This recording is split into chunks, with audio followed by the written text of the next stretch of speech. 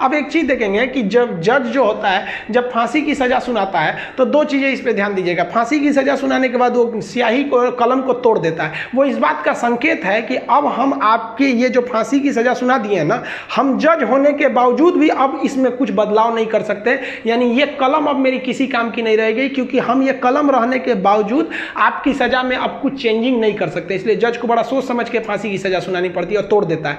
ये तोड़ने की प्रक्रिया एक संकेत है, ऐसा नहीं है कि उसमें तो दूसरा कलम से नहीं लिख देगा। ये केवल एक दिखाने के लिए संकेत होता है। कैसे दुल्हा जाता है तो एक परछावना होता है उसका, वैसे एक तरह से समझिए तो ये। और इस पे लिखा जाता है टू हैंग टिल डेथ, लटकाओ तब तक जब तक मर न जाए। क्योंकि इतिहास में एक बार घटना हुई थी, एक जज साहब ने फैसला सुना दिया था कि इस अपराधी को फांसी पर लटका दिया जाए। अब जब उसे लटकाया गया तो कहा जाता है कि वकील जो था वहाँ पे ऑब्जेक्शन कर दिया कि लटका दिए, अब हटा दीजिए, क्योंकि आपने ये कहा है कि लटकाया जाए तब तक जब तक ये मर न जाए। अब तो लटकाने का फैसला दिए तो फांसी पर लटक गया, आप जल्दी उतारिए। इस तरह की एक कई सारे पहले के मिथ हैं। अब इसके 100% सत्यता की हम गारंटी नहीं लेते हैं, क्योंकि ऐसी कहानियां बहुत हैं। तो वो लिख देता है कि हैंग टिल डेथ, तब तक लटकाइए जब तक ससुरा मर नहीं जाता है। तो फांसी की जब सजा दी जाती है तो जल्लाद जब सजा दे देता है तो वहाँ एक मजिस्ट्रेट रहते हैं, एक डॉक्टर रहता है और जेल सुप्रिटेंडेंट रहता है। फांसी पे लटके ही रहिएगा, डॉक्टर चेक करेगा, ससुरा अभी बचल है, छोड़ दो, अभी 10 मिनट और छोड़ दो।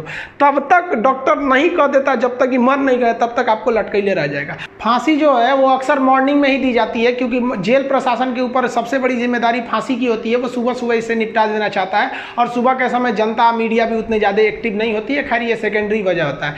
फांसी घर में जब कैदी को लाया जाता है तो जल्लाद इस कैदी का चेहरा नहीं देख पाता है, क्योंकि पुलिस पहले ही उसके चेहरे को काले कपड़े से ढक देते हैं। जल्लाद जो होता है उसे काले कपड़े में पहना के फिर फांसी पर लटकाता है। इसे कपड़े ढकने का एक और रीजन है कि जब फांसी लगाई जाती है, किसी को फांसी दिया जाता है, तो उसके आँख वगैरह काफ़ी मतलब तड़पता है, तो एक होता है ना कि थोड़ा सा खराब लगेगा उस वजह से। तो यहाँ पर जो जल्लाद होता है इसे पहले ही, इसको फांसी लगाने से पहले इसे कपड़ा ढक के इसको लटका दिया जाता है। लटकाने से पहले इसे जब फांसी देना होता है तो उससे पहले इससे पूछी जाती है आखिरी ख्वाहिश।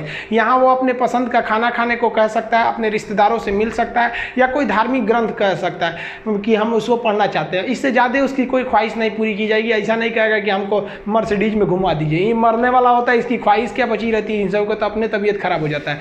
जब इसके कपड़े में जल्लाद जब फांसी देने जाता है तो इसके कान में कहता है कि मुझे तुम माफ़ करना, मतलब ये हमारी ये तो मजबूरी थी, भगवान के लिए मुझे माफ़ कर दो, या अल्लाह के लिए मुझे माफ़ कर दो, तुम्हें अपने भगवान का वास्ता, जिस धर्म का ये अपराधी है। क्योंकि भाई इसमें कैद ये जो जल्लाद का, इसका क्या दिक्कत है, इसको तो जज ने जो आदेश दिया वो इसको पालन करना है। फांसी के बाद इसके जो बॉडी होती है वो पोस्टमार्टम के लिए भेज दिया जाता है, फिर घर वालों को दे दिया जाता है। आप जिस धर्म के हैं उस धर्म के हिसाब से इनका अंतिम संस्कार आप कर लीजिए।